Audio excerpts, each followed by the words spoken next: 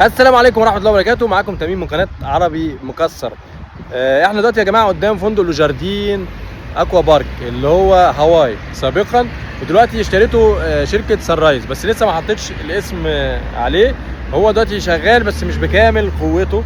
ان شاء الله باذن الله برضو انا هستعرض لكم الفندق وغرفه في فيديو تاني، بس فيديو يبقى كبير هحطه على القناه بتاعتي على اليوتيوب ان شاء الله قريبا ان شاء الله، انتظرونا. يقع فندق لوجاردين او سان رايز لوجاردين في منطقه الاحياء بجوار فندق ريفيرا. الفندق بيحتوي على 569 غرفه، كلهم طبعا ذات اطلالات مختلفه، في الباك فيو وفي اللي على حمام السباحه وفي البونجالو.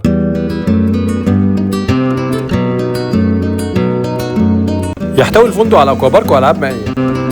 الشاطئ كان مدخله صخري، لكن الاداره ابتدت تنظف الصخر اللي على الشاطئ. مع السلامه.